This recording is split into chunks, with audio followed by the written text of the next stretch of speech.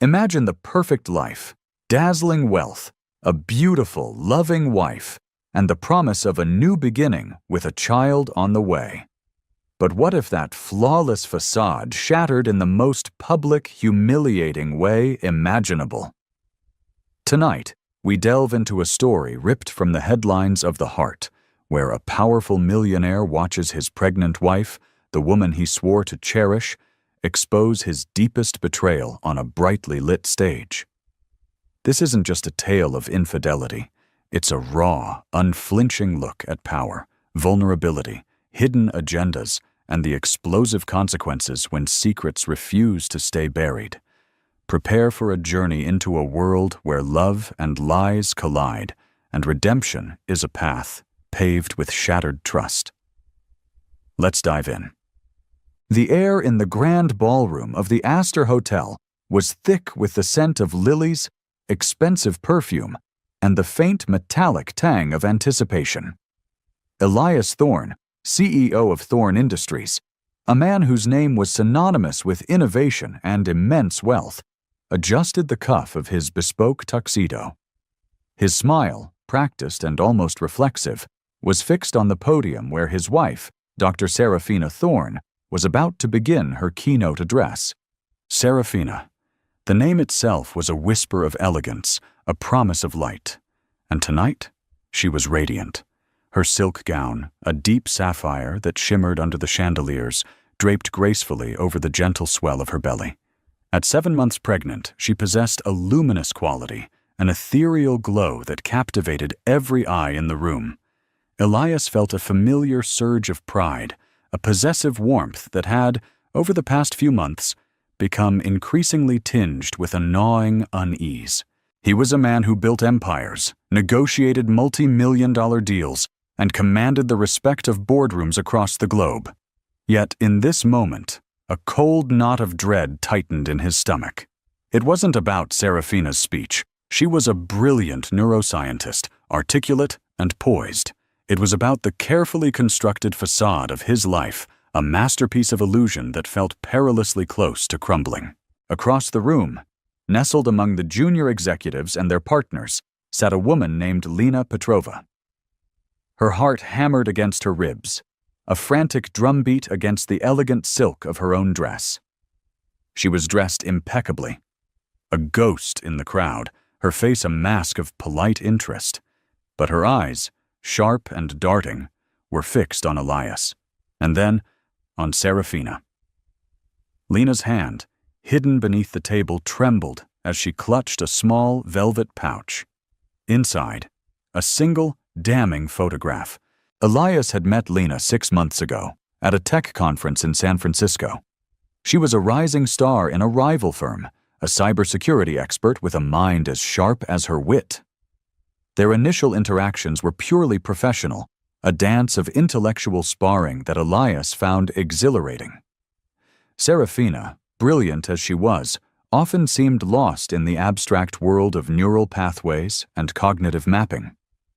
Lena, on the other hand, spoke his language, the language of ambition, risk, and immediate gratification.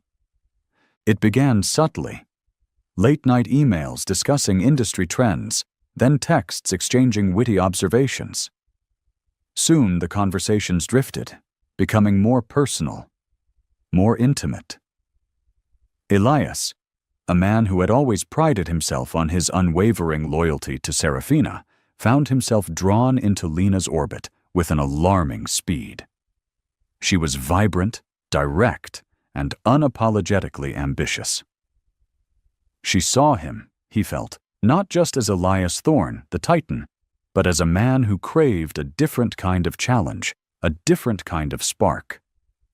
The affair had been a reckless plunge into a dangerous abyss. Stolen moments in dimly lit hotel bars, hushed phone calls, clandestine meetings that felt like scenes from a spy novel. Each encounter was a jolt of adrenaline, a dangerous thrill that momentarily eclipsed the quiet comfort of his life with Serafina. He told himself it was just an escape, a temporary deviation. A man of his stature, with his pressures, needed an outlet. He rationalized, He compartmentalized. He lied. To Serafina, to his colleagues, and most dangerously, to himself. But the lies were becoming heavier, more suffocating. Especially after Serafina's joyous announcement 3 months ago.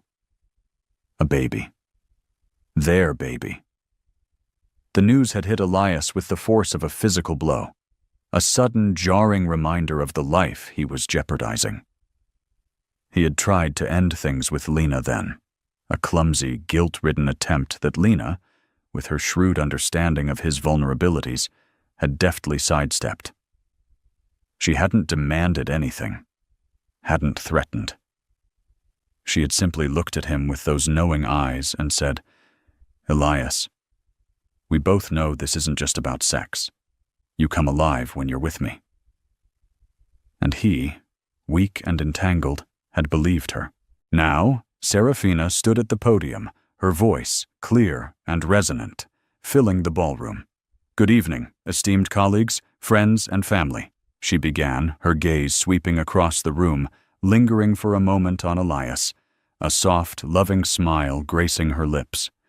He felt a pang of profound shame, a sharp, visceral ache that cut through his carefully constructed composure. Lena, watching from her table, felt a surge of something akin to triumph, mixed with a bitter resentment. She had known about Serafina's pregnancy. Elias had told her, his voice heavy with a guilt he hadn't shown her before. Lena had feigned understanding, even sympathy, but inside, a cold fury had simmered. She had given him her time, her passion, her unvarnished self. And he was going back to his perfect life, his perfect wife, his perfect family. The injustice of it burned. She had planned this meticulously. For weeks she had been gathering information, piecing together the fragments of Elias's double life. She knew about the Thorn Industries annual gala, a prestigious event where Serafina always delivered a speech. It was the perfect stage, a public humiliation, a spectacle that would forever brand Elias Thorn, the impeccable, the untouchable, as a cheat and a liar. And Serafina, the wronged wife, would be the instrument of his downfall. Serafina was speaking about the future of neuroscience, her passion for understanding the human brain, its complexities, its capacity for both profound connection and devastating betrayal. Elias found himself listening, truly listening, to her words for the first time in months. Her intellect was undeniable, her dedication inspiring. He remembered the early days of their marriage, the vibrant intellectual debates, the shared dreams. Where had they gone? When had the cracks begun to form? Perhaps it was the relentless pressure of his empire, the constant demands on his time and energy. Or perhaps it was his own inherent restlessness, a deep-seated need for novelty and challenge that had, over time, eroded the foundations of his contentment. He had always been a man who sought to conquer, to achieve, to acquire. And somewhere along the way, he had started to view his marriage not as a partnership, but as another possession, something to be maintained rather than nurtured. Serafina paused, taking a sip of water. Her eyes, intelligent and warm, scanned the faces in the audience. Elias saw her gaze drift towards Lena's table, a flicker of something unreadable in her expression. He dismissed it as paranoia. Serafina couldn't possibly know. He had been so careful. But Serafina Thorn was not just a brilliant scientist. She was a woman of keen observation and subtle intuition. The past few months, a quiet disquiet had settled over her. Elias was different. Distant. His phone was always with him, face down. His explanations for late nights were vague. His eyes sometimes held a flicker of something she couldn't quite decipher. She had tried to dismiss it, to attribute it to the stress of his work, or perhaps her own hormonal shifts during pregnancy. But the feeling persisted, a persistent hum beneath the surface of their seemingly perfect life. Then, a week ago, a package had arrived at their home. unmarked. Inside, a single high-resolution photograph. Elias, laughing, his arm around a woman. Lena Petrova. The setting was unmistakable. The rooftop bar of the St. Regis in San Francisco, a place Elias had claimed to be attending a late-night client dinner. The date stamp on the photo confirmed it. The world had tilted on its axis for Serafina. The air had left her lungs. The initial shock had given way to a searing pain, then a cold, calculated anger. She had recognized Lena from industry events, a sharp, ambitious woman. The pieces clicked into place with horrifying clarity. The late nights, the evasive answers, the subtle shift in Elias's demeanor. It all made a terrible, undeniable sense. She hadn't confronted him. Not yet. The betrayal was too raw, too profound, and the pregnancy, her vulnerable state, made her cautious. She needed time to process, to plan. Serafina Thorne was not a woman to crumble. She was a woman who strategized, who analyzed, who, when pushed, could execute with chilling precision. And tonight the stage was set. Serafina's voice, now infused with a subtle, almost imperceptible shift in tone, continued. In neuroscience, we often speak of the brain's incredible capacity for adaptation, for forming new pathways, for learning and unlearning. We explore the intricate dance of neurons, the chemical reactions that govern our emotions, our memories, our very sense of self. She paused, her gaze sweeping the room again, this time with a deliberate, almost predatory slowness. Elias felt a prickle on the back of his neck. This wasn't her usual academic cadence. There was an edge to her voice, a barely contained tremor that hinted at something deeper. But what happens, Serafina continued, her voice gaining strength, when those pathways are corrupted, when the signals are crossed, the connections severed? What happens when the very foundation of trust, the bedrock of human relationships, is eroded by deceit? A hush fell over the ballroom. The polite murmurs ceased. People shifted in their seats, sensing a deviation from the expected script.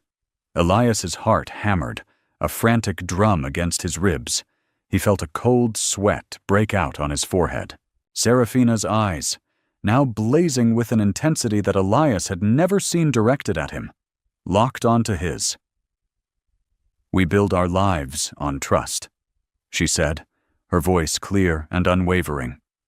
"On the belief that those we hold dearest will uphold their vows, their promises, their commitment. We believe in the sanctity of shared lives, shared dreams, shared futures." She took a deep breath, her chest rising and falling visibly beneath the sapphire silk. "But sometimes," she went on, her voice now a low, dangerous hum, "the truth is far more complex, far more painful. Sometimes the person you believe knows you best, the person who stands beside you, is the one who has woven a web of lies so intricate, so insidious, that it threatens to unravel everything." Elias felt a wave of nausea. He wanted to run, to disappear, to rewind time. He wanted to scream at her to stop. But he was frozen, trapped in the spotlight of her words, the silent judgment of hundreds of eyes. Lena, at her table, felt a thrill of vindication. This was it. The moment. She watched Elias's face, pale and rigid, a flicker of grim satisfaction crossing her features. He deserved this. He deserved to feel the same pain, the same humiliation he had inflicted. Serafina's hand, delicate and trembling slightly, reached into the inner pocket of her gown. The movement was slow, deliberate, drawing every eye in the room. Elias watched, mesmerized, as she pulled out a single, glossy photograph. The silence in the ballroom was absolute, deafening. You could hear a pin drop. The air crackled with tension. Serafina held the photograph aloft, her gaze still fixed on Elias, a chilling blend of sorrow and defiance in her eyes. The image, blown up to an almost grotesque size, was projected onto the massive screen behind her. It was Elias and Lena, in a passionate embrace. The St. Regis rooftop, San Francisco. The date stamp, clear and damning, was visible to everyone. A collective gasp rippled through the ballroom. Whispers erupted, a low, buzzing hum that quickly escalated into shocked exclamations. Elias felt the blood drain from his face. His carefully constructed world imploded in an instant. The perfect life, the perfect marriage, the perfect image, all shattered into a million irreparable pieces. Lena, seeing the image projected, felt a sudden, unexpected jolt of fear. She had wanted this, planned this, but seeing it, so stark, so public, so undeniably real, was different. Her face, which had been a mask of triumph, now contorted into a grimace of horror. She was exposed too.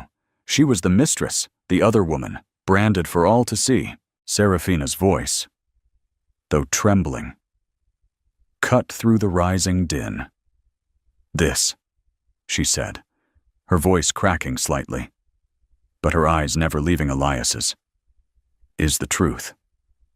The truth of a man who built an empire on trust, but destroyed his own home with lies."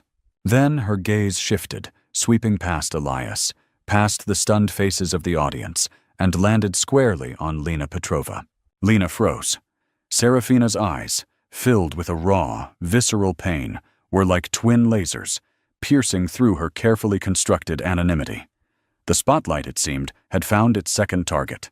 "And this," Serafina continued, her voice now laced with a chilling contempt, "is the woman who helped him do it. The woman who knowingly, willingly participated in the destruction of a family, the betrayal of a wife, and the shattering of a future, even as a new life was growing within me." Lena felt every eye in the room turn to her. The whispers intensified, morphing into a cacophony of judgment. She felt a burning flush creep up her neck, her cheeks.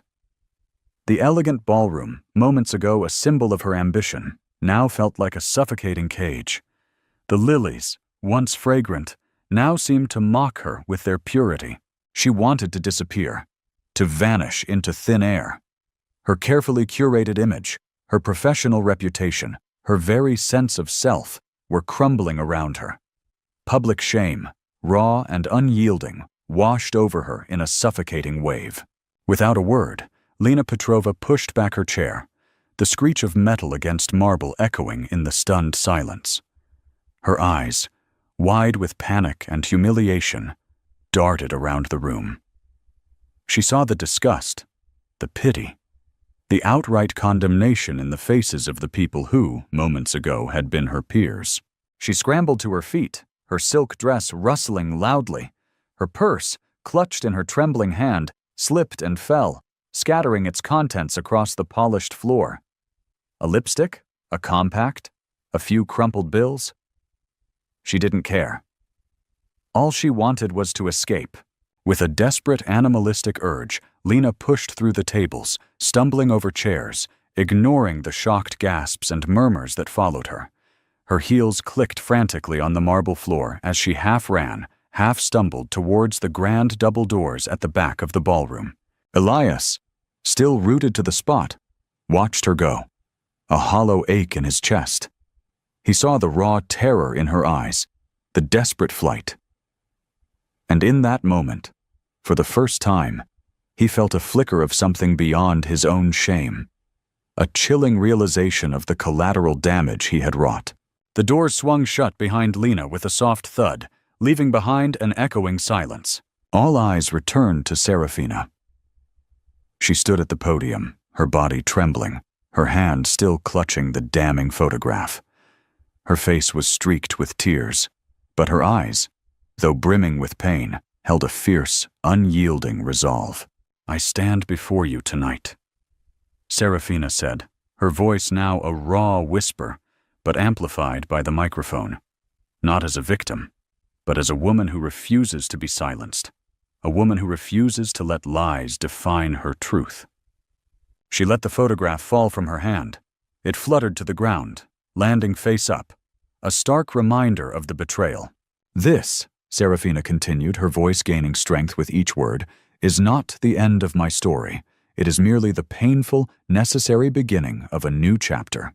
She looked directly at Elias, her eyes filled with a profound, heartbreaking sorrow. "And as for you, Elias," she said, her voice clear and strong, "may your empire crumble as swiftly as your lies have been exposed." With that, Seraphina Thorne turned, her sapphire gown swirling around her, and walked slowly, deliberately, off the stage. The applause that followed was not polite or perfunctory. It was a roar of shock, of sympathy, of admiration, and of outrage. Elias Thorne stood alone, bathed in the harsh glare of the ballroom lights, the shattered fragments of his life scattered around him. The air, once thick with anticipation, now reeked of ruin. This was just the beginning. The silence that followed Seraphina's exit was more deafening than any applause. Elias Thorne remained rooted to the spot, a statue of public disgrace. The ballroom, moments ago a vibrant tableau of power and prestige, had transformed into a gaping maw of judgment. Faces, once deferential, now stared with a mixture of shock, pity, and outright condemnation. He saw old colleagues, business rivals, even his own board members, their expressions ranging from grim disapproval to barely concealed schadenfreude. His phone, forgotten in his pocket, vibrated incessantly. He knew without looking that it was his PR team, his legal counsel, his furious board. The empire he had meticulously built, brick by gilded brick, was not just crumbling. It was imploding in a spectacular, very public fashion. A junior executive, a young man named Ben Carter, who had always looked up to Elias with almost reverent admiration, approached him cautiously. "Mr. Thorne, are you all right?" Elias looked at him, his eyes vacant, unseeing. He tried to speak, but his throat was dry, constricted by a tightening band of shame. He could only manage a hoarse whisper. "Get me out of here." Ben, looking uncomfortable but dutiful, quickly ushered him towards a side exit, away from the main doors where the media, alerted by the sudden commotion, were undoubtedly gathering like vultures. As they moved, Elias caught snippets of conversation, fragments of his shattered reputation. Unbelievable audacity. Pregnant too. The poor woman. Thorne Industries' stock will plummet. Outside, the cool night air offered no solace. It only seemed to amplify the ringing in his ears, the frantic beating of his heart. A black town car, his usual ride, was waiting. He slumped into the leather seat, feeling every ounce of strength drained from his body. "Home, Mr. Thorne?" Ben asked, his voice hesitant. Elias closed his eyes. Home. The sprawling mansion in Greenwich, Connecticut, a testament to his success, now felt like a mausoleum. "No," he rasped. "To the office. I need to fix this." But even as he spoke the words, he knew. Some things couldn't be fixed. The image of Seraphina's tear-streaked face, her eyes blazing with a pain he had inflicted, was burned into his mind. And the photograph. The damning, undeniable photograph. Meanwhile, Lena Petrova burst out of the Astor, gasping for air, her lungs burning.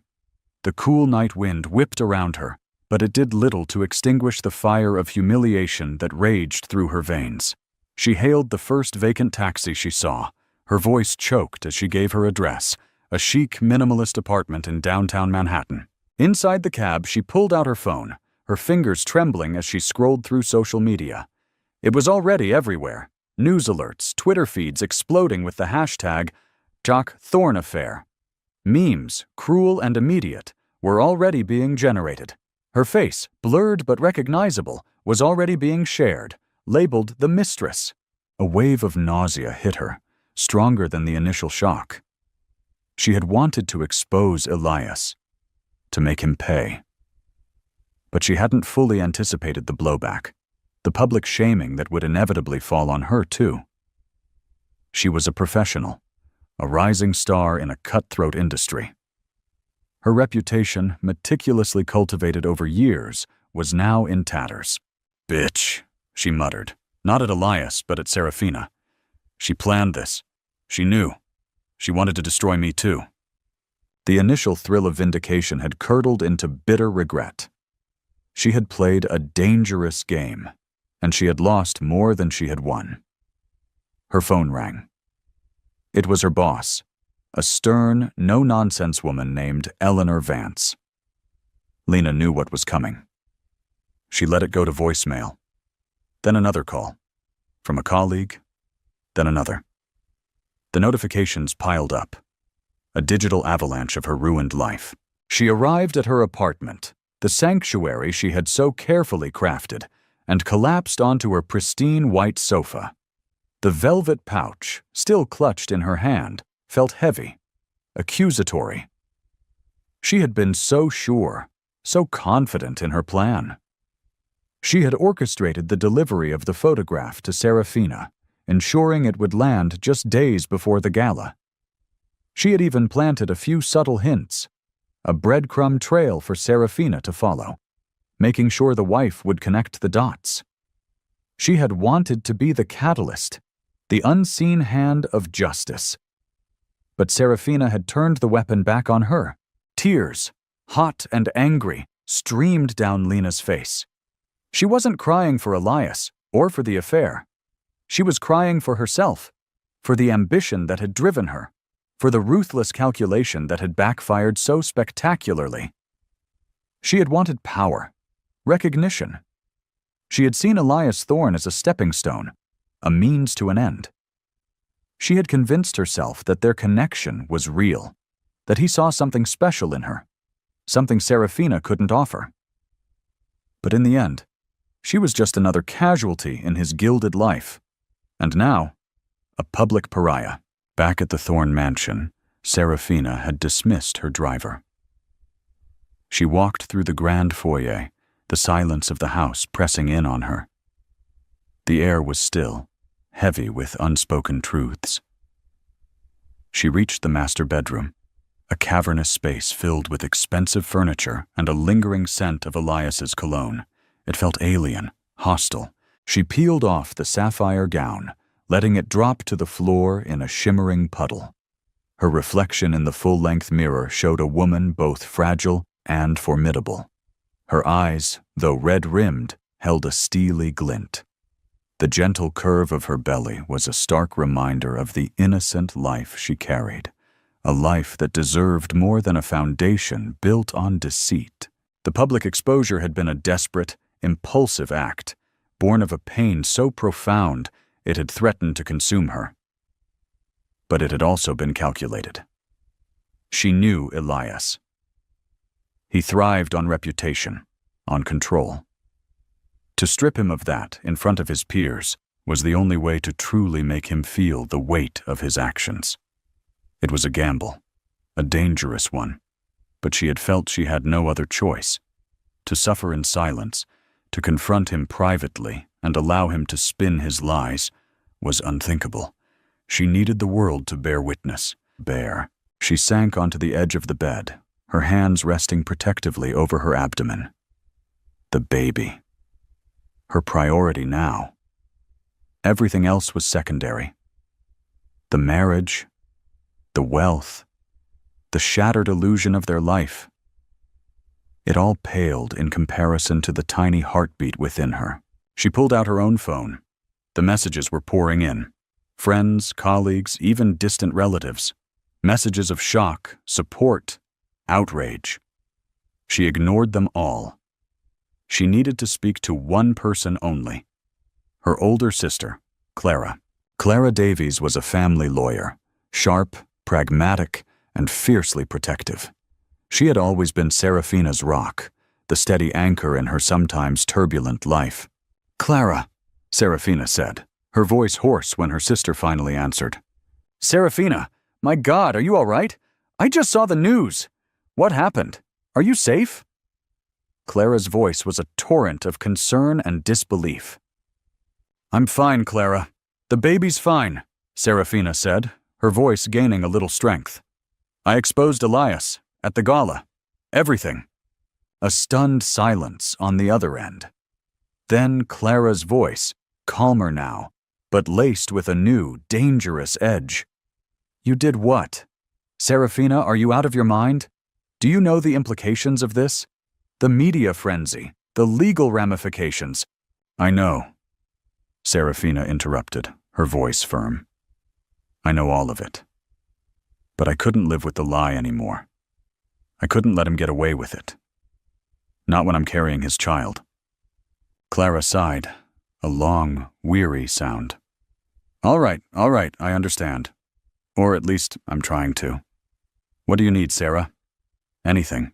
"I need you here," Serafina said, a tremor entering her voice despite her resolve. "Tomorrow morning. We need to talk about divorce and protecting my future and the babies." "I'll be on the first train," Clara said, her voice already shifting into professional mode. "Don't talk to anyone. Don't answer any calls, especially not Elias. I'll handle everything." Serafina hung up, a fragile sense of relief washing over her. She wasn't alone. She had Clara. And she had the unwavering conviction that she had done the right thing, no matter how painful, no matter how public. She walked over to the window, looking out at the sprawling, manicured lawns of the estate. The moon cast long, eerie shadows across the perfect landscape. This gilded cage, once a symbol of her dreams, now felt like a prison. But she would break free, for herself, and for the life growing within her. Meanwhile, Elias had arrived at Thorn Industries headquarters, a sleek, imposing skyscraper that dominated the city skyline. The building was usually a hive of activity, even late at night, but tonight it felt eerily quiet. His executive assistant, a perpetually flustered woman named Brenda, met him in the deserted lobby, her face pale with worry. "Mr. Thorne, the board is on an emergency video conference. Mr. Harrison is furious, and the media, it's a circus out there." Elias nodded, his jaw clenched. He knew Harrison, the formidable chairman of the board, would be incandescent with rage. Harrison had been a mentor, a father figure, and a shrewd businessman who valued reputation above all else. He walked into the executive boardroom, the large screen already displaying the grim faces of his board members. Harrison, his face a thundercloud, spoke first. "Elias," he began, his voice low and dangerous. "What in God's name was that? Do you have any idea what you've done? Our stock is in freefall. Our reputation is in tatters. This is a public relations catastrophe of epic proportions." Elias took a deep breath, trying to steady his voice. "I understand, Mr. Harrison. I take full responsibility. It was an unfortunate personal matter that spilled into the public domain." "Unfortunate personal matter?" Another board member, a sharp-featured woman named Eleanor Vance, Lena's boss, scoffed. "You cheated on your pregnant wife, Elias, on stage, and dragged one of our most promising young executives, Ms. Petrova, into the public eye as your mistress. Do you have any idea the damage this does to our corporate image? To our ethics?" Elias felt a fresh wave of humiliation. "I assure you, I am taking steps to rectify the situation. I will issue a public apology, address the media." "An apology won't cut it, Elias," Harrison interjected, his voice chillingly calm. "The market has already reacted. Our investors are panicking. We've lost billions in market capitalization in the last hour alone. This isn't just a personal scandal, it's a corporate crisis." The discussion devolved into a heated debate about damage control, legal strategies, and the inevitable impact on Thorn Industries' future projects. Elias sat through it all, his mind numb, listening to the dissection of his life, his career, his very identity. He was no longer the visionary CEO. He was the disgraced husband, the reckless philanderer. He knew what was coming. The whispers had already begun. The calls for his resignation.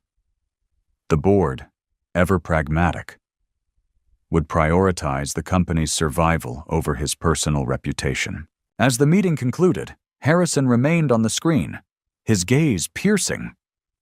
"Elias," he said, his voice softening slightly. "I'm deeply disappointed. I thought you were better than this." We all did. Elias could only nod, the weight of Harrison's disappointment heavier than any financial loss. He spent the rest of the night in his office, the city lights twinkling outside the panoramic windows like indifferent stars.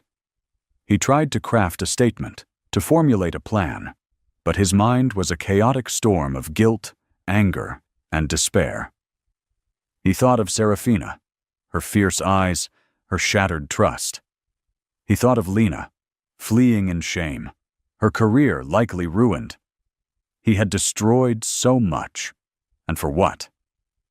A fleeting thrill, a desperate attempt to fill a void he hadn't even recognized until it was too late. The power imbalance he had wielded so effortlessly, the control he had always exerted over his life and those around him, had vanished in a single, explosive moment. He was no longer the puppet master. He was the puppet, dangling helplessly in the unforgiving glare of public scrutiny. He finally leaned back in his chair, running a hand through his hair, feeling the exhaustion deep in his bones. The silence of the office was broken only by the hum of the computers and the distant wail of a siren. He had built an empire, but he had lost his soul. And the road to redemption, if one even existed, seemed impossibly long and fraught with pain. He closed his eyes, the image of Serafina, pregnant and defiant, flashing behind his eyelids. He had underestimated her, severely, and now he would pay the price. The dawn broke over New York City, painting the skyline in hues of bruised purple and gray, a fitting backdrop to the turmoil that had engulfed Elias Thorne. He hadn't slept. The board meeting had stretched into the early hours, a brutal, relentless interrogation that culminated in the inevitable. "Effective immediately, Elias. You are on a leave of absence." Mr. Harrison's voice had been devoid of emotion, a pronouncement of corporate death. "A temporary CEO will be appointed. We need to stabilize the market, reassure our investors. This is a necessary step to protect Thorne Industries." Elias had listened, numb. He knew leave of absence was a euphemism for being stripped of his power, a polite way of saying he was being sidelined, perhaps permanently. His empire, the very extension of his identity, was being wrestled from his grasp. The gilded cage had not only shattered, but its bars had turned into a prison. He walked out of the office building into a maelstrom. Paparazzi, news vans, reporters shouting his name, cameras flashing like strobe lights. He shielded his face, his security detail forming a protective wedge around him, pushing through the aggressive throng. Every shouted question was a barb, every flash a reminder of his public humiliation. "Mr. Thorne, any comment on your wife's accusations? Is it true you're being forced out of Thorne Industries? Where is Ms. Petrova?" He made it to his car, feeling like a hunted animal. The world, once at his feet, was now baying for his blood. He had always controlled the narrative, dictated the terms. Now, he was merely a character in a scandal, a cautionary tale. Back at the mansion, the silence was oppressive. Elias paced the vast living room, the Persian rugs feeling alien beneath his feet. His phone, once a lifeline, was now a source of dread. Calls from concerned friends, from furious business partners, from his bewildered parents who had seen the news. He ignored them all. He felt a profound, suffocating loneliness. He thought of Serafina. The sheer audacity of her act, the courage it must have taken. He had always seen her as brilliant, yes, but also gentle, perhaps even a little naive about the cutthroat world he inhabited. He had underestimated her capacity for strategic retaliation, for public defiance. He had seen her as an extension of his perfect life, not as an independent force capable of such devastating action. This was the true power imbalance, not his wealth over her intellect, but her moral clarity over his moral compromise. He poured himself a glass of amber liquid, the familiar burn of the scotch doing little to numb the gnawing emptiness. He was a man who had always sought control, who had meticulously planned every move. Yet in his personal life, he had allowed himself to drift, to succumb to fleeting desires, believing his power would insulate him from consequences.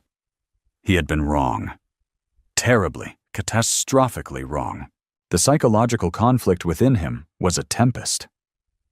Shame warred with anger, regret with a stubborn refusal to fully accept blame. He still harbored a flicker of resentment toward Serafina. How could she do this to him? To them? To their child? He clung to the victim narrative, even as the world condemned him. This was his coping mechanism, a desperate attempt to shield his fragile ego from the full force of his culpability. Hours later, Clara Davies arrived at the Thorne mansion, her face grim but resolute. She found Serafina in the sunroom, sipping herbal tea, a legal pad filled with meticulous notes beside her. Serafina looked exhausted, but there was a quiet strength in her eyes that Clara recognized. "Sarah," Clara said, embracing her sister tightly. "I'm so sorry. Are you really okay?" "I will be," Serafina replied, her voice soft but firm. "The baby is fine. That's all that matters." Clara pulled up a chair, her lawyer's mind already racing. "All right, let's talk strategy. This is going to be messy, Sarah, very messy. Elias will fight. He has unlimited resources." "Let him," Serafina said, a flicker of something cold in her eyes. "He has money. I have the truth. And I have you." They spent the morning dissecting the situation. Clara outlined the legal complexities of a high-profile divorce, especially with a child on the way. Serafina, with her scientific precision, laid out her expectations. Full custody, a fair division of assets, and a public acknowledgement of Elias's infidelity that would protect her reputation and ensure the baby's future was secure, untainted by scandal. "Why the public exposure, Sarah?" Clara asked gently, though she suspected the answer. "It was dramatic. And it put you in the spotlight, too." Serafina looked out at the sprawling gardens, a faint smile touching her lips. "Because Elias understands only one language, Clara. Power. And public image. To hurt him where it truly matters, I had to strip him of both. A private confrontation would have been swept under the rug, another secret he could control. This way the world knows. There's no turning back." "And Lena Petrova?" Clara probed. "Did you intend to expose her too?" Serafina hesitated, her gaze hardening slightly. "She knowingly participated. She knew he was married, knew I was pregnant. She played a part in this destruction. Let her face the consequences of her choices, just as Elias will face his." There was a cold, quiet justice in her tone. It wasn't just about revenge, it was about accountability. Serafina's hidden motive wasn't simply to humiliate Elias, but to ensure that his actions had undeniable, public repercussions, setting a precedent for her own future and that of her child. She wanted to reclaim her narrative, to be seen not as a wronged wife, but as a woman who fought for her truth. Clara nodded, understanding. Her sister was not just intelligent, she was formidable. "All right, I'll start drafting the papers. We'll need to prepare for a media onslaught, and Elias will likely try to discredit you, to paint you as unstable, emotional, especially given the pregnancy." "Let him try," Serafina said, placing a hand on her belly. "My strength comes from here now. He has no idea." The emotional shifts were slow, almost imperceptible. Serafina was moving from the raw pain of betrayal to a quiet, steely resolve. The vulnerability of her pregnancy was paradoxically making her stronger, more focused. She was no longer just Serafina Thorne, the brilliant neuroscientist, or Elias Thorne's wife. She was becoming Serafina, the mother, the survivor, forging a new path for herself and her child. Miles away, in her minimalist apartment, Lena Petrova was experiencing a different kind of unraveling. The initial shock had given way to a burning, corrosive anger. She had been fired. Eleanor Vance had called her, her voice frigid, informing her that her services were no longer required. Her reputation in the tech world, once pristine, was now irrevocably tainted. She paced her apartment, a caged animal. Her phone buzzed with hate messages, anonymous threats, and the relentless echo of the public scorn. She had become a pariah overnight. "It's all her fault," Lena muttered, her voice hoarse. "That self-righteous bitch! She set me up. She used me to destroy him, and then she threw me under the bus." Her hidden motive for the affair, beyond the thrill and the ambition, had been a desperate yearning for validation, for a connection with someone she perceived as powerful and successful. She had grown up in a modest family, always striving, always fighting for every inch of success. Elias, with his effortless charm and immense wealth, had seemed like the ultimate prize, a shortcut to the life she craved. She had convinced herself that she was special to him, that their connection transcended the superficial. The public exposure had stripped away that illusion, revealing the brutal truth. She was merely a pawn in a larger game, discarded when no longer useful. But Lena Petrova was not one to wallow in self-pity for long. The shame was suffocating, yes, but beneath it, a spark of her old ambition, twisted and distorted by rage, began to flicker. She had lost everything, her career, her reputation, her carefully constructed future. But she still had her intellect, her cunning, and she had a burning desire for revenge. She thought of Elias, the way he had looked, pale and stunned, as Serafina exposed him. A flicker of grim satisfaction. He deserved it. But Serafina deserved to pay too. She had not only exposed Elias, but she had deliberately, publicly, destroyed Lena. Lena walked over to her laptop, her fingers hovering over the keyboard. She had always been adept at finding vulnerabilities, at exploiting weaknesses.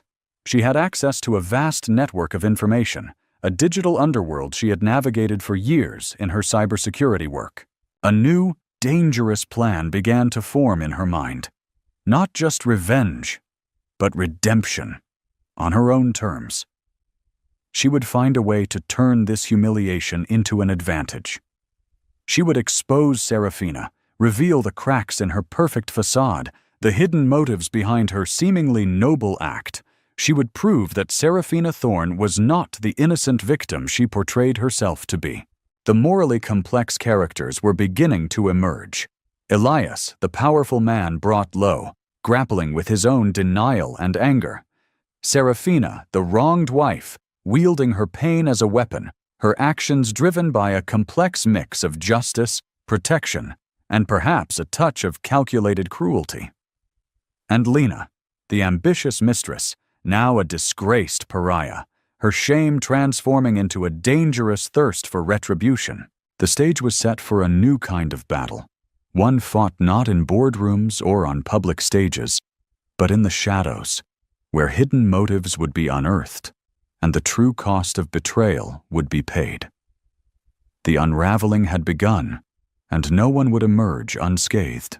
The days following the gala blurred into a suffocating haze for Elias Thorne. The sprawling mansion, once a symbol of his achievement, had become a gilded prison. He was under house arrest, not by law, but by shame and the relentless glare of the media. His phone, once a constant companion, now lay silent, or buzzed only with the insistent calls from his legal team and the few remaining loyalists at Thorne Industries, all delivering grim updates. The stock continued to plummet, major deals were being pulled, and his name, once whispered with reverence, was now synonymous with scandal. His initial anger at Serafina had begun to curdle into a bitter, self-pitying despair. He paced the empty rooms, the silence broken only by the echo of his own footsteps. He tried to work, to immerse himself in the complex spreadsheets and market analyses that had once defined his existence.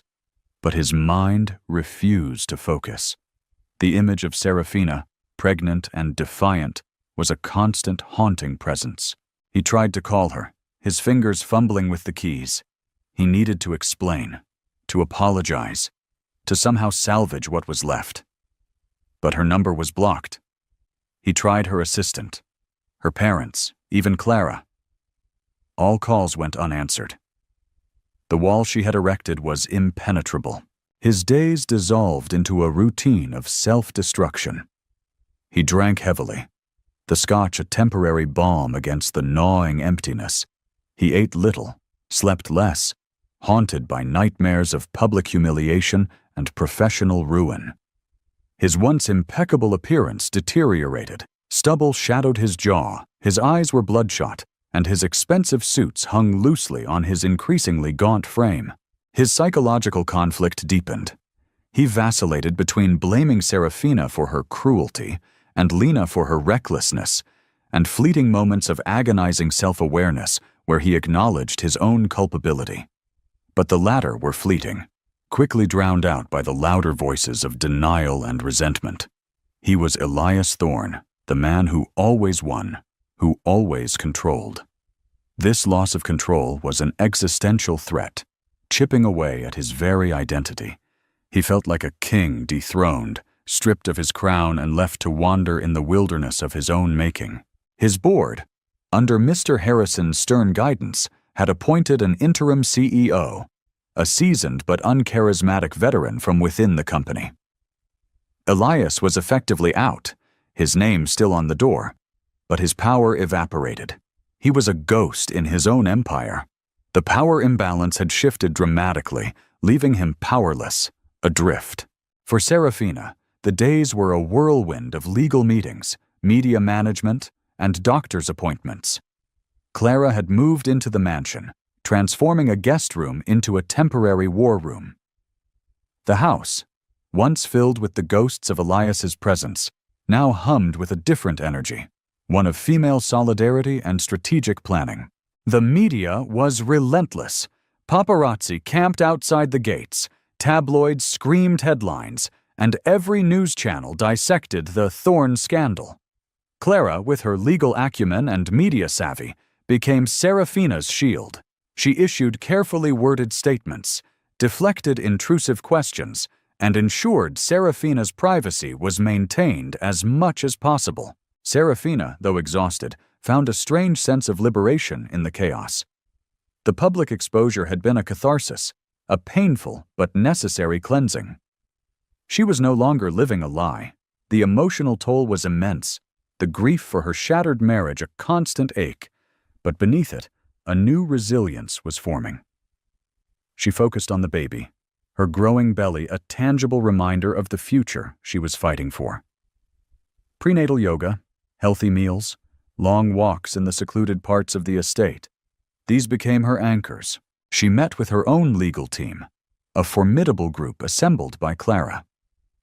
They meticulously documented Elias's assets, prepared for the divorce proceedings, and strategized on how to secure the best possible outcome for Serafina and the child.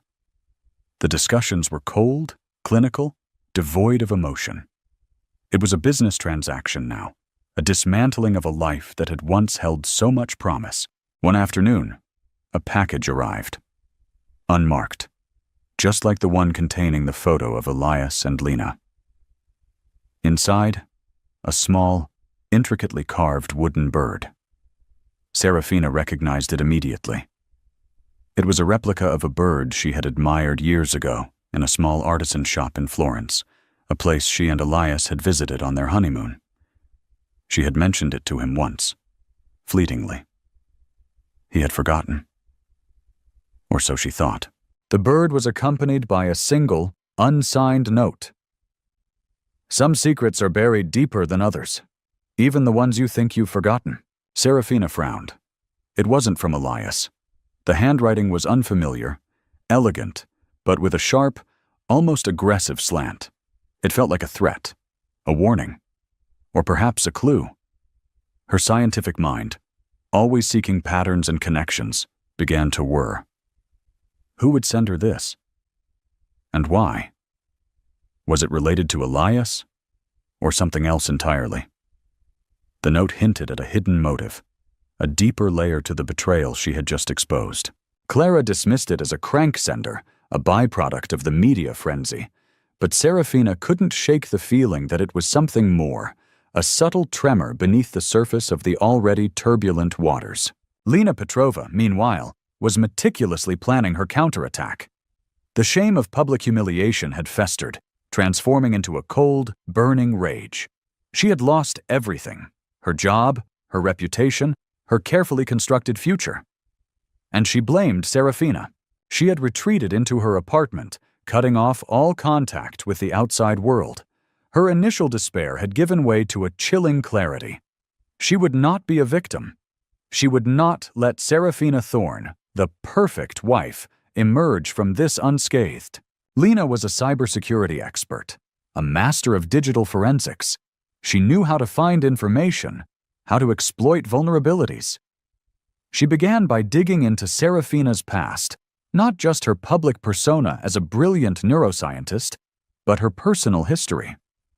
She scoured public records, social media archives, academic databases. She looked for inconsistencies, for hidden narratives, for anything that could chip away at Serafina's flawless image. Her hidden motive was no longer just revenge. It was a desperate attempt at self-preservation, a twisted form of redemption. If she could expose Serafina as something less than perfect, less than the innocent victim she portrayed, perhaps Lena could reclaim some of her own lost standing. It was a morally complex path, driven by a desire to deflect blame and inflict pain. She found nothing immediately damning. Serafina's public life was impeccably clean. Her academic record was stellar, her charitable work extensive, her personal life seemingly unblemished. But Lena was patient. She knew that everyone had secrets, especially those who presented such a polished facade. She delved deeper, using her specialized skills to access less public databases, old university records, even obscure forums where Serafina might have left a digital footprint years ago. It was tedious, painstaking work, fueled by coffee and a burning desire for retribution. Then she found it. A series of old encrypted emails from Serafina's university days, dating back almost 15 years. They were to a private, anonymous forum discussing a highly sensitive, ethically questionable research project. The subject matter was vague, coded, but the tone was urgent, bordering on desperate. Serafina, then a promising young researcher, seemed to be involved in something she deeply regretted, something that had been meticulously buried. Lena's heart pounded. This was it, the crack in the perfect facade, the hidden motive she had been searching for. This wasn't about Elias's affair anymore. This was about Serafina's past, a potential scandal that could overshadow the current one. She began the painstaking process of decrypting the emails, her fingers flying across the keyboard, her mind alight with a dangerous excitement. The more she uncovered, the clearer it became. Serafina Thorne, the paragon of virtue, had a secret, a dark one. And Lena Petrova, the disgraced mistress, was about to expose it. The war had just begun. And this time, it wouldn't be fought on a public stage, but in the shadows, where secrets festered and reputations could be destroyed with a single, damning revelation. The morally complex characters were now fully engaged in a battle where no one was truly innocent, and the lines between victim and villain blurred irrevocably.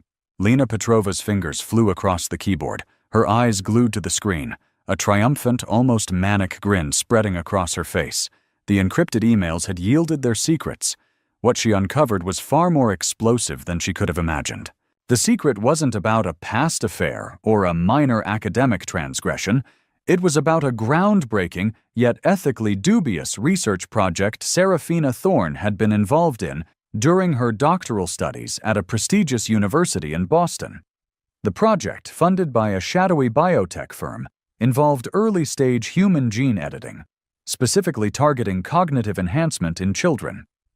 The emails detailed a series of experiments that skirted, and in some cases outright violated, ethical guidelines. There were mentions of unforeseen complications, unstable outcomes, and a desperate scramble to cover up the results when the primary subject, a young boy, began to exhibit severe, irreversible neurological damage. Serafina, then a brilliant but ambitious young researcher, had been deeply involved. The emails showed her initial enthusiasm, then a growing unease, and finally a frantic effort to distance herself from the project when its true, horrifying implications became clear. The firm had buried the research, silencing the team with NDAs and threats, and the child's family had been compensated handsomely, their silence bought. Serafina had escaped, her name untarnished, her career soaring, but the guilt, Lena surmised, must have been a crushing weight. This was it. The ultimate weapon. A scandal that would not only eclipse Elias's infidelity, but would expose Serafina as a morally compromised scientist, a participant in a horrifying experiment. It would shatter her image as the virtuous victim, revealing a past far darker than any marital betrayal. Lena felt a surge of intoxicating power. This wasn't just revenge, it was a chance to reclaim her narrative, to prove that Serafina was no saint. She began to compile the evidence, meticulously organizing the emails, cross-referencing dates and names, building an undeniable case. She planned to leak it, anonymously at first, to a prominent investigative journalist known for their ruthless pursuit of truth. The world would see Serafina Thorne for who she truly was. Elias Thorne had hit rock bottom. The mansion felt like a tomb, his days a blur of alcohol-induced stupor and self-loathing. His legal team had informed him that Serafina was seeking a significant portion of his assets and full custody of the child. The thought of losing his child, of being completely cut off from the only pure thing left in his life, was a searing pain. One evening, staring out at the rain-streaked windows, a moment of stark clarity pierced through the haze of his despair. He saw himself, truly saw himself, for the first time in years. The relentless pursuit of wealth, the endless striving for more, the casual disregard for the emotional cost of his actions. He had been so consumed by his own desires, his own perceived needs, that he had become blind to the needs of those he claimed to love. He thought of Serafina, her quiet strength, her unwavering integrity. He thought of the early days of their marriage, when they had built their life on shared values, on mutual respect. He had betrayed all of it. He had taken her love, her trust, and trampled on them for a fleeting, meaningless distraction. The anger he had harbored towards her began to dissipate, replaced by a profound, agonizing regret. He had been so focused on his own humiliation that he hadn't truly grasped the depth of her pain, the magnitude of her betrayal. He had broken her. And now she was fighting back, not out of malice, but out of a desperate need to protect herself and their child. A call came through from his former head of security, a grizzled veteran named Frank Miller, who had remained fiercely loyal. "Mr. Thorne?" Frank's voice was low, urgent. "My contacts are picking up chatter. Lena Petrova. She's digging. Something big. About Dr. Thorne's past, university days." Elias felt a jolt of adrenaline. Lena. He had dismissed her, forgotten her in his own misery. But she was still out there, a loose cannon, capable of immense damage. And if she was digging into Serafina's past, it could only mean one thing: more scandal, more destruction. A new kind of fear gripped him, not for his reputation, but for Serafina, and for their child. He knew Serafina was a private person, that she guarded her past fiercely. If Lena found something truly damaging, it could destroy her, and by extension, impact their child. He had to stop Lena. Not to protect himself, but to prevent further devastation. This was the first glimmer of genuine redemption, a shift from self-pity to a nascent desire to protect, to atone. Serafina, despite her outward composure, felt a growing sense of unease. The anonymous note with the wooden bird, the subtle shifts in Clara's usually unflappable demeanor when discussing her past, and a few cryptic messages from old university acquaintances had all coalesced into a chilling realization. Someone was digging. Someone was close to unearthing her most carefully guarded secret. She hadn't spoken of it to anyone. Not even Clara. The gene editing project had been the darkest chapter of her life, a period of youthful ambition gone horribly wrong. A moral stain she had meticulously scrubbed from her public record. The guilt had been a constant companion, a silent burden she carried. She had built her career on ethical research, on healing, as a penance for her past mistakes. Now, it was threatening to resurface. And she knew exactly who was behind it. Lena Petrova. The mistress, seeking her own twisted form of revenge. Serafina felt a wave of despair. Just as she was beginning to rebuild her life, just as she was finding strength in her vulnerability, this ghost from her past threatened to consume her. How could she protect her child from this? How could she explain such a horrific secret? She knew she had to act. She couldn't let Lena control the narrative, distort the truth. She had to confront it, on her own terms, before it exploded in her face. The confrontation happened not in a public forum, but in the sterile, hushed environment of a private mediation room, arranged by their respective legal teams. It was meant to be about divorce settlements, but the air crackled with unspoken tension, with hidden motives and simmering resentments. Elias, looking gaunt but with a new, unsettling clarity in his eyes, sat opposite Serafina. She looked tired, but her resolve was palpable. Lena Petrova was not present, but her shadow loomed large. Serafina, Elias began, his voice raspy. I know you won't believe me, but I am truly sorry. For everything. For the affair. For the humiliation. For the pain I've caused you. I was lost. I lost sight of what truly mattered. Serafina looked at him, her expression unreadable. Your apologies are too late, Elias, and they ring hollow. You chose your path. I know, he conceded, his gaze dropping. But there's something else. Lena. She's digging into your past, Sarah. Something from your university days. Frank's contacts are hearing things. It sounds serious. Serafina's eyes widened almost imperceptibly. He knew. How? She's trying to destroy you, Elias continued, his voice urgent. To expose something. I don't know what it is, but I can help you stop her. I can use my resources, my connections. Why, Elias? Serafina interrupted, her voice sharp. Why would you help me now? After everything? He looked at her, his eyes filled with a raw, undeniable sincerity that surprised even himself. Because, Serafina, he said, his voice barely a whisper. Despite everything, you are the mother of my child. And that child deserves a mother who is protected, who is not dragged through another public scandal. I may have destroyed our marriage, but I won't let her destroy your life or our child's future.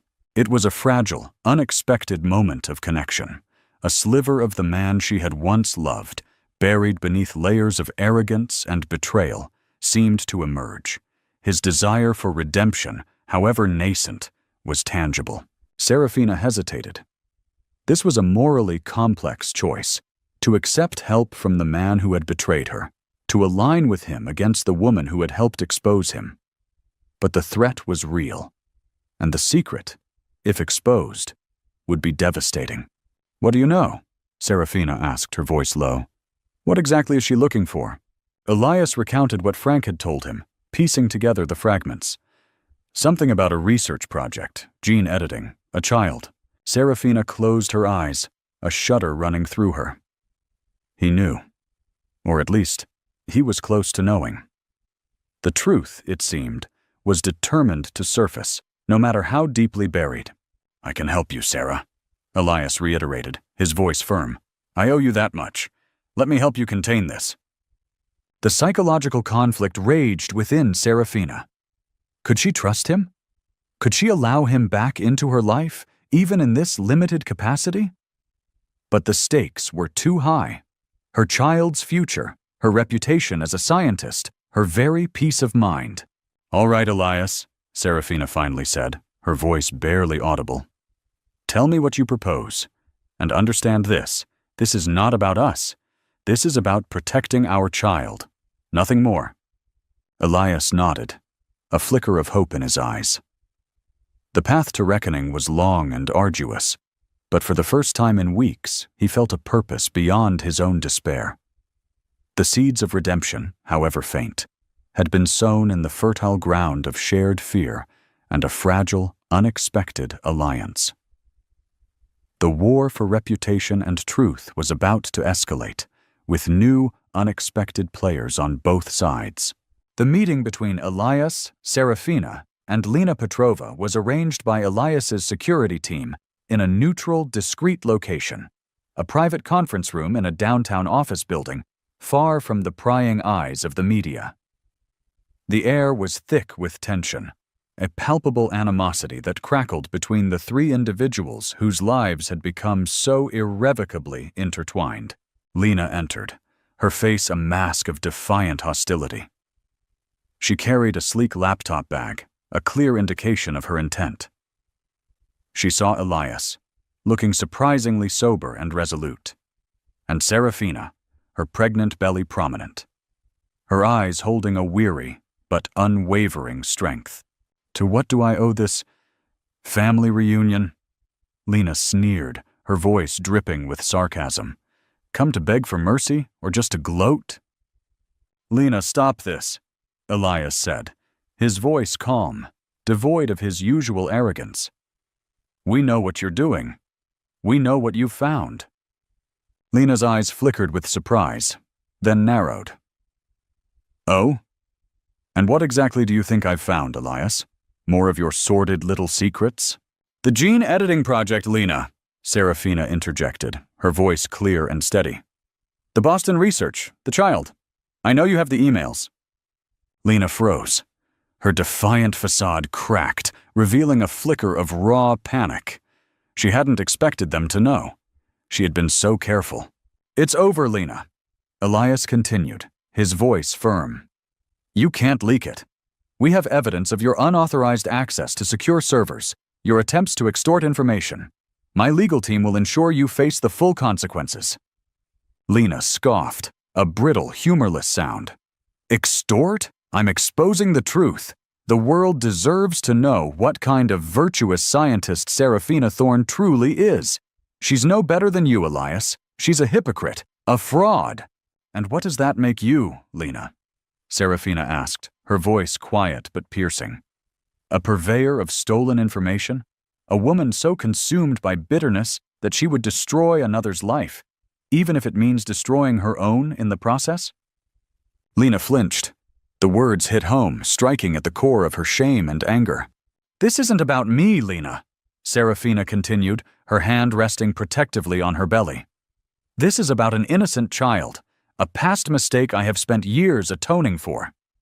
If you expose this, you will not only destroy my reputation, but you will open old wounds for a family who has suffered enough. And you will be doing it out of spite, not justice." Elias stepped forward, placing a hand on Serafina's shoulder, a gesture of unexpected solidarity. "We can offer you a way out, Lena. A clean break. We will not pursue legal action for the hacking, and we will provide a severance package that allows you to rebuild your life, away from the spotlight. But you must hand over all the information you've gathered. And you must disappear." Lena looked from Elias to Serafina, her mind racing. The power imbalance had shifted again. She was no longer the one holding the cards. They had anticipated her move, had cornered her. The thought of starting over, away from the relentless scrutiny, away from the public shame, was tempting. But the rage still simmered. "And what about my reputation?" Lena spat. "My career? You two destroyed everything." "You made your choices, Lena," Serafina said, her voice unwavering. "Just as we all did. This is your chance to make a different one, to choose a path that doesn't involve more destruction." The silence stretched, heavy with the weight of Lena's decision. She looked at the laptop bag, then at the resolute faces of Elias and Serafina. The thrill of revenge had been intoxicating, but the reality of its consequences and the strength of their unexpected alliance was undeniable. Finally, with a sigh of defeat, Lena unzipped her bag. "Fine," she muttered, her voice laced with bitterness. "But don't think this makes you innocent, Serafina. Or you, Elias. You're both just better at hiding your sins." She handed over a USB drive, a cold, hard piece of plastic containing the potential ruin of Serafina's life. Elias's security team immediately secured it. Lena then stood, her shoulders slumped, the defiance gone from her eyes, replaced by a profound weariness. She had played her hand, and she had lost. She walked out of the room, not fleeing in public shame this time, but retreating in quiet, private defeat. The immediate crisis averted, Elias and Serafina stood in the empty conference room, a fragile truce hanging between them. The shared crisis had forced them to confront not just Lena, but each other, revealing unexpected layers of vulnerability and a nascent understanding. "Thank you, Elias," Serafina said, her voice soft, "for helping me, for protecting us." Elias nodded, looking at her, a profound sadness in his eyes. "I truly am sorry, Sarah, for everything. I know it's not enough. I know I broke something irreparable." "Yes," Serafina agreed, her gaze meeting his. "You did. But you also showed me something today. A glimpse of the man I once loved, the man who would protect what truly matters." There was no talk of reconciliation, no false promises of a renewed marriage. The betrayal was too deep, the wounds too fresh. But there was a quiet acknowledgement of their shared history and a mutual commitment to the child they would soon welcome. The power imbalance had shifted, not in favor of one over the other, but towards a more equitable, albeit painful, understanding of their individual strengths and weaknesses. The divorce proceedings continued, but with a new, less contentious tone. Elias, stripped of his CEO title but still immensely wealthy, focused on restructuring his life, seeking therapy, and beginning the arduous path of genuine self-reflection. He started a philanthropic foundation dedicated to ethical scientific research, a quiet act of atonement. His redemption was not a grand public gesture, but a slow, painful internal process. Serafina, meanwhile, embraced her new chapter. She published a groundbreaking paper on the ethics of neuroenhancement, subtly drawing on her past experiences without revealing the painful details. She became a vocal advocate for responsible scientific innovation, her voice resonating with a newfound authority and wisdom. Weeks later, in the quiet serenity of a private hospital room, Serafina gave birth to a healthy baby girl.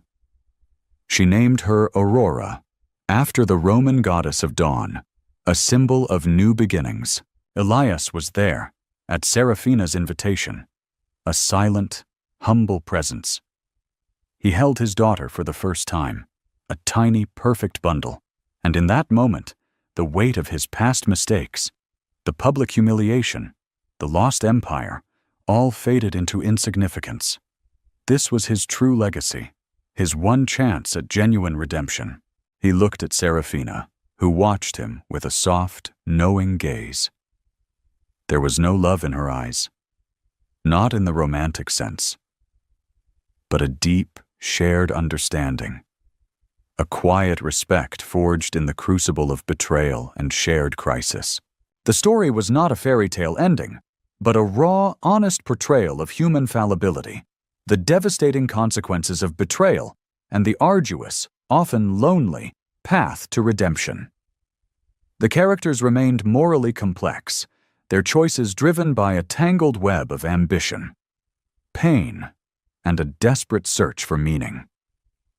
The public scandal had been a brutal catalyst, forcing them to confront their deepest flaws, and perhaps to find a fragile dawn amidst the ruins of their shattered lives. What an incredible journey we've taken, hasn't it? From the dazzling heights of Elias Thorne's empire to the shattering public exposure orchestrated by his own pregnant wife, Serafina. We've witnessed the raw pain of betrayal, the corrosive power of hidden motives, and the complex, often contradictory paths characters take when pushed to their limits. Lena Petrova's desperate quest for revenge, fueled by shame and ambition, reminds us that even the wronged can inflict further harm. This story isn't just about infidelity. It's a mirror reflecting the intricate dance of power, vulnerability, and the slow, arduous climb towards redemption. Elias's fall from grace, Serafina's unwavering strength in the face of devastation, and Lena's bitter reckoning all serve as powerful reminders that our choices have far-reaching consequences. And in the end, the birth of Aurora, a symbol of new beginnings, leaves us with a fragile hope that even from the ashes of ruin, a different, more authentic future can emerge. If this story resonated with you, if you felt the emotional shifts and grappled with the moral complexities of these characters, please give this video a like. Share it with someone who appreciates a deep, character-driven drama. And don't forget to subscribe to the channel for more immersive stories that challenge your perceptions and explore the depths of the human experience. Your support helps us bring these narratives to life. Thank you for watching.